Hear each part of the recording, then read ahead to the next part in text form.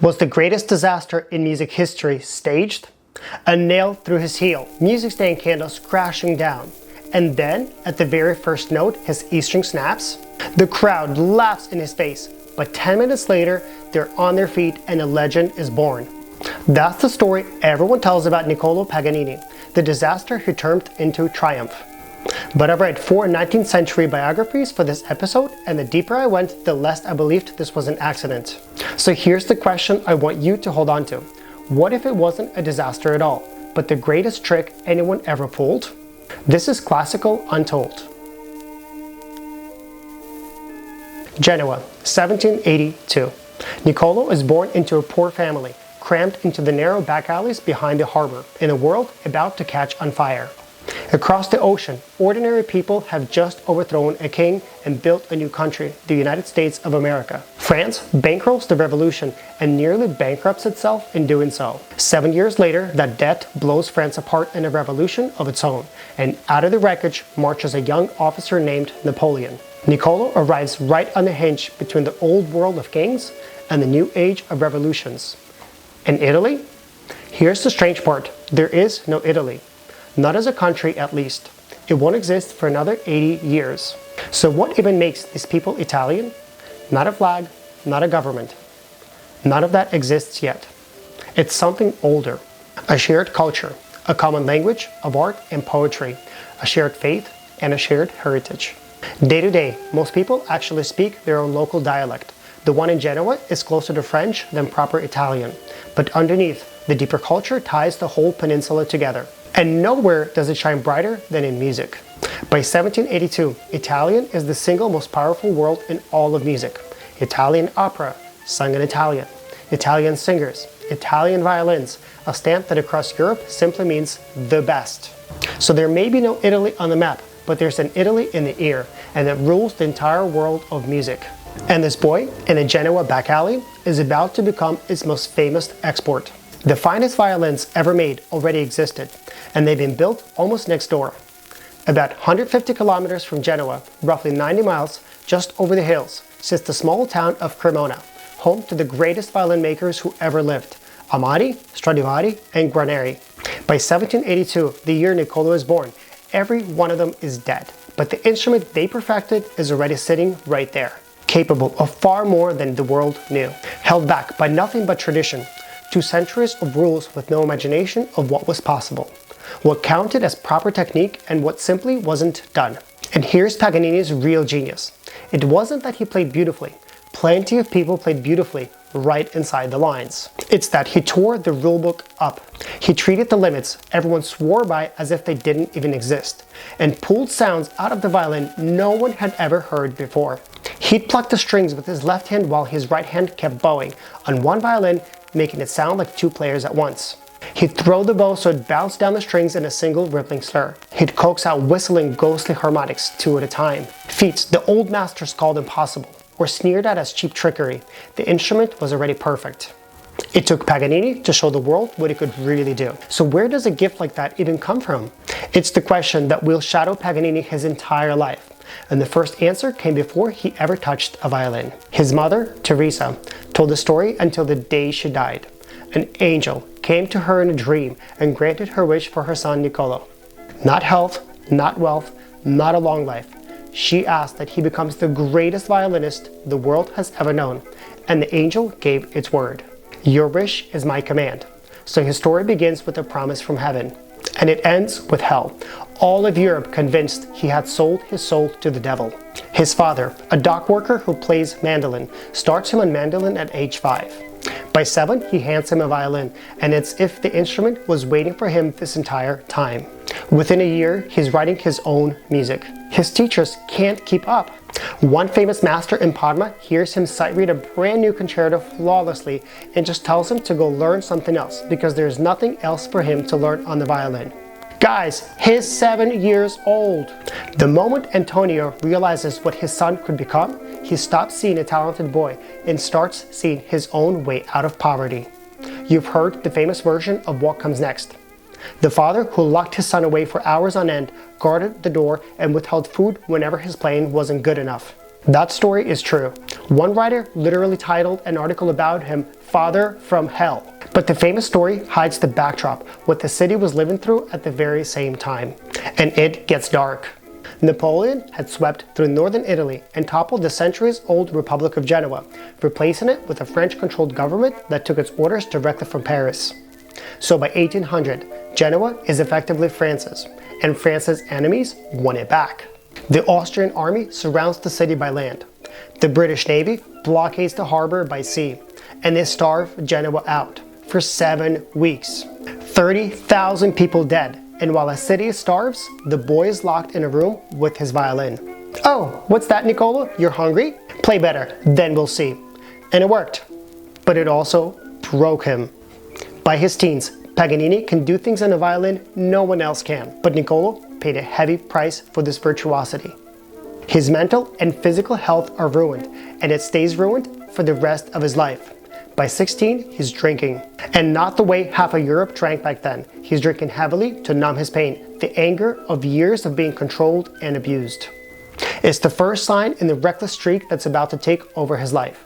And underneath it all, one sentiment has been building for years. He wants out. He wants his freedom. So how does he finally get out at 18? Not by law. Back then, a father's grip didn't just expire when he turned 18.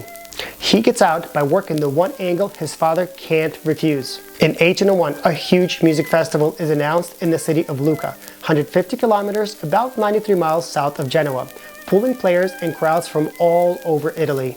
Nicolo begs to go and perform there. His father says no. But Nicolo, now 18, keeps pushing, and Antonio finally caves in on one condition: that Nicolo's older brother go along to keep tabs on him and keep him in line. So they go, and Nicolo is a sensation. But when the festival ends, he sends his brother home alone and simply doesn't come back. No screaming match, no daring escape. For the first time in 18 years, he answers to no one. And as a kid raised under total control, suddenly handed complete freedom, he does exactly what you'd expect. He swings to the extreme opposite, indulging in gambling and drinking. He makes real money on stage and loses it just as fast while gambling. In his own words, "I often lost in one evening the fruit of several concerts." Therefore, he starts pawning the one thing that earns his living, his violin. Until one night, he loses everything at the cards table, including his violin. Gone. Small problem. He has a concert the very next day and no instrument. Whoops. So what is he supposed to do? A concert tomorrow and nothing to play it on. Well, by now, Paganini has been touring northern Italy and his reputation precedes him. So when he turns up in the busy port of Livorno with no violin, word travels fast and it reaches the right man. A wealthy French merchant named Lebron, who lives there and is building a new theater in town, happens to collect fine violins. And no, these two didn't meet over a deck of cards. Lebron was a music lover, plain and simple, and word of this young phenomenon had reached him. So out of nothing but admiration, he offers to lend Paganini a violin for the concert. Not just any violin, a Guarneri. And that night, this broke young gambler plays it like nothing Lebron has ever heard. He's so moved that when Paganini tries to hand the violin back, he refuses to even touch it. "Never will I profane the strings your fingers have touched," he says. That instrument is now yours. In the early 1800s, Guarneris cost about a year's worth of a modest craftsman's salary and were an attainable luxury back then. Paganini names it Il Canon, the cannon, for its huge, booming sound and keeps it for the rest of his life. And here's the kicker. Today, a Guarneri del Gesù, like the one that sells for $16 to $17 million. But in 1802, it wasn't priceless at all. Guarneri had died poor and half forgotten. His violins became legendary in large part because Paganini played one. So a broke gambler who'd just thrown away his own violin walked off with a violin the world would one day build a shrine around. And his own genius is part of what made it priceless. Today, it doesn't belong to some collector. It belongs to the city of Genoa. Paganini left it to his hometown in his will, to be preserved forever. You can still see it there in the Palazzo Tursi Museum, but here's the beautiful part. It isn't locked away as a relic. The cannon is kept in playing condition to this very day, taken out and played by its keeper, and once a year by the winner of the international violin competition that carries Paganini's name. Now, that night, the one this whole video opened with, the nail, the candles, the snapped string. It did not happen back in 1802 when Lebron gifted him the violin. To get to it, we jump forward about 6 years. By around 1808, Paganini is no longer the desperate kid. He's an established and famous virtuoso. He's back in Livorno, the port that gave him some of his earliest triumphs and a violin for a performance. What happens that night, he would later recall, was one of the great comic disasters of his life. The night is ruined before he plays a single note. Somewhere on his way in, a nail sticking out of a floorboard drives deep into his heel, and there's no time to do anything about it. So he perseveres and lips bleeding, trying to act like nothing is wrong. And the crowd snickers at the great virtuoso limping on stage. Then, just before he begins to play, the candles on his music stand fall and crash to the floor. Remember, this is 200 years ago and there's no electricity. The whole venue is lit with candlelight. Now, is he supposed to play without being able to see his music? The snickering turns into open laughter. And then, just a few bars into the concerto, his E string snaps. Back then, strings were made of animal gut, literally dried sheep intestine, and the thin high E string, under the most tension, was always the first to go. But to the crowd, it's the punchline. The limping genius who lost his candles has now a broken string.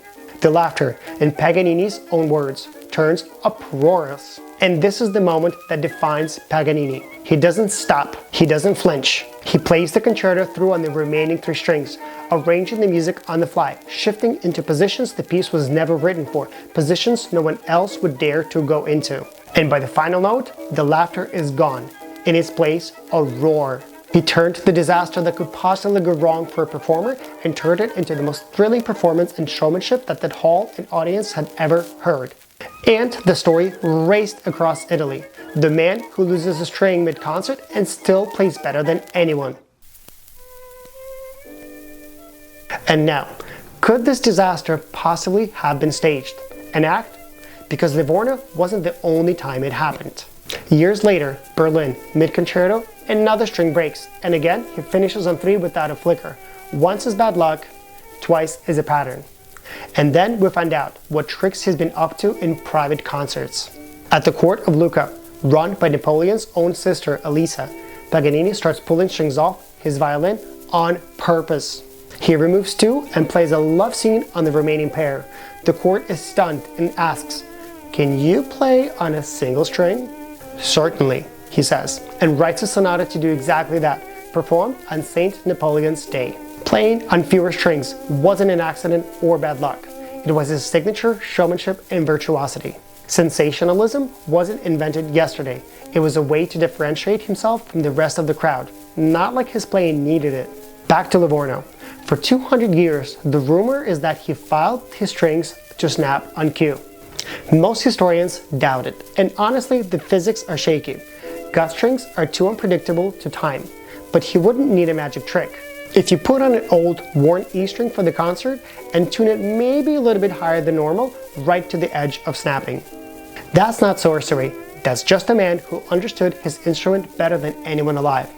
So look at what we actually know. A boy trained to perform under any conditions and pressure. A showman who built an act out of broken strings. A disaster that kept happening and paid off in ticket sales every single time. Was Livorno really bad luck? Or was it the night a desperate kid discovered the most valuable trick of his life?